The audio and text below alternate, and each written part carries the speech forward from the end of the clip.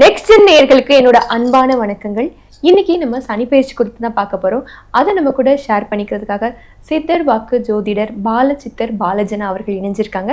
வாங்க நிகழ்ச்சிக்குள்ள போகலாம். வணக்கம் சார். வணக்கம்மா. எப்படி சார் இருக்கீங்க? நல்லா இருக்கு, சிறப்பா இருக்குமா. Okay sir. எல்லாரும் இந்த சனி பயிற்சின்னு பேசிட்டு இருக்காங்க. அந்த சனி பயிற்சினா என்ன சார்? இப்ப முதல்ல பிரம்ம பிரபஞ்சத்தில் பிரம்மனால் உருவாக்கப்பட்ட ஒரு சக்தி தான் பிரம்ம ஜோதிடம் சாஸ்திரம். அப்படி பிரம்மனால் உருவாக்கப்பட்ட ஜோதிட சாஸ்திரத்தை சித்தர்களும் முனிவர்களும் உருவாக்கிய வாக்கிய பஞ்சாங்க முறைப்படி, ரிஷிகளின் வாக்கிய பஞ்சாங்க முறைப்படி இந்த பெயர்ச்சி அப்படின்றது ரொம்ப முக்கியத்துவம் வாய்ந்தது. அப்ப இந்த பெயர்ச்சி என்பது 6/3/2026 இது உலகமே கொண்டாடப்படுகின்ற, உலகமே எதிர்பார்க்கப்படுகின்ற ஒரு முக்கியமான பயிற்சி. கண்டிப்பா. அதே நேரம் நம்ம இந்து ஆலயங்கள் திருப்பள்ளிக்காடு, உச்சனூர், திருநள்ளார் இந்த ஆலயங்களில் எல்லாம் இந்த 6/3/2026 அன்றைய தினம் மட்டுமே சனி பயிற்சி விழா கொண்டாடப்படும். இது ரொம்ப முக்கியத்துவமா எடுத்துக்கணும்.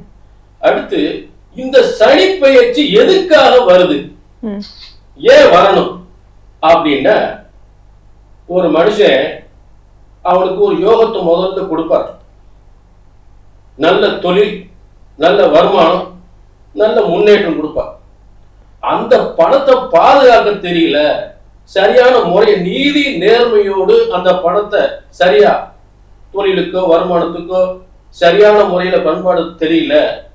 அதே நேரம் குறுக்கு வழியில ஒருத்தன் குறுக்கு சம்பாதிக்கிறத ஒரு தொழில கொடுக்குறாரு. ஆனா ரொம்ப சீக்கிரமா கோடீஸ்வரர் ஆகணும், சீக்கிரமா லட்சாதிபதி ஆகணும் அப்படின்னு சொல்லி குறுக்கு வழியில நிறைய சம்பாதிக்கிற ஒரு வழியை ஈடுபடுறான்.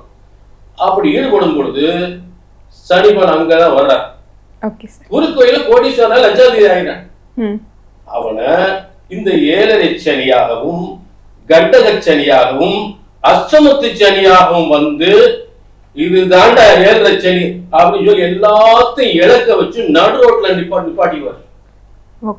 கடனாளி ஆகிடுவார். இதுதான் 7.5 சனியோட முக்கியத்துவம் வாய்ந்தது.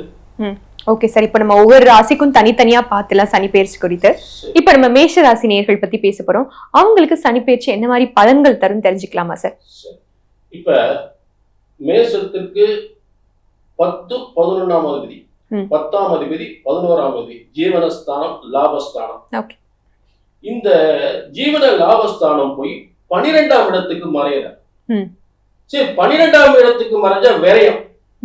ஆனா இங்க கவனிக்கப்பட வேண்டிய விஷயம் என்னன்னா, அதாவது 11ஆம் அதிபதி மேஷராசிக்கு பாதகாதிபதி, கெட்டவன். அப்ப கெட்டவன் மறைகிறான். கெட்டவன் மறையும் போது நல்ல யோகங்கள் ஏற்படும். தொழில், வருமானம், பதவி, வேலை வாய்ப்பு, உத்தியோகம், வியாபாரம் விறுவிறுப்பா இருக்கும். நல்ல மாற்றங்கள் இருக்கும். நல்ல பண வரவு கிடைக்கும். எங்கெங்கெல்லாம் தடைகள், என்னென்ன தடைகள், பணத்துக்கு தடை, உத்தியோக உயர்வுக்கு தடை, வேலை கிடைப்பதுக்கு தடை, இப்படி எத்தனையோ பிரச்சனைகள். ஒரு நல்ல ஒரு முன்னேற்றம் அடைம்போது ஒருத்தன் கெடுத்துட்டான்னா அந்த அவனால கெடுக்கப்பட்ட விஷயங்கள் தடைபட்டு அந்த வாழ்க்கையில் முன்னேற்றம் அடைவதுதான் இந்த 11ஆம் இடத்து சனி பாதகாதிபதியா இருந்து 12ஆம் இடத்துக்கு மறைவது. கெட்டவன் மறைகிறான். ஒரு வேகமா வெட்ட வர்றான், கீழே தடிக்கு விழுந்துடுறான். விழுந்த உடனே அவன் நல்லா இருக்கான், இவன் வெட்ட வந்தது கீழே விழுந்து அவன் மண்டையில் அடிபட்டு போகுது. இதுதான் அவனுடைய அற்புதமான யோகங்கள்.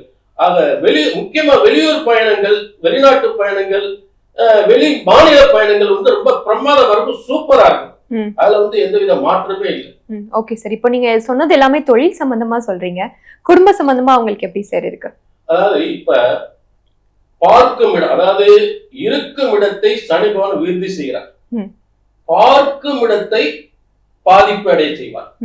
அப்ப 12ஆம் இடத்திலிருந்து 2ஆம் இடத்தை பார்ப்பதால் குடும்ப பிரச்சனைகள் இருக்கத்தான் செய்யும்.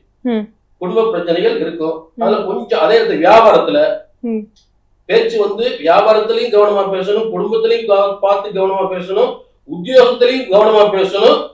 இப்படி எல்லா இடங்களையும் பேச்சுல கவனமா இருக்கணும் முதல் விஷயம். அடுத்து 6ஆம் இடத்தை பாக்குறார். இந்த 6ஆம் இடத்தை பார்க்கும் பொழுது கடன், வழக்கு, அவமானம், எதிரி பகை, இதுல ரொம்ப ரொம்ப எச்சரிக்கையா இருக்கணும். அதுல ஏதாவது பாதிப்பு கண்டிப்பா ஏற்படுத்தணும். அதுலயும் கவனமா இருக்கணும். அதே நேரம் ஸ்போர்ட்ஸ்ல விளையாடுறாங்க பாத்தீங்களா, அந்த ஸ்போர்ட்ஸ்ல விளையாடும் போது ரொம்ப கவனமா இருக்கணும். ஃப்ராக்சர் பண்ணிடும்.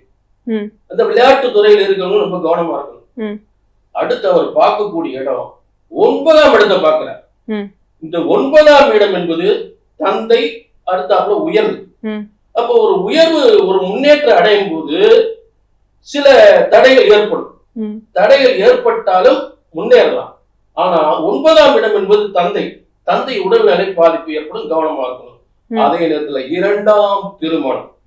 2ஆம் திருமணத்தில் மிக மிக கவனமா இருக்கணும்.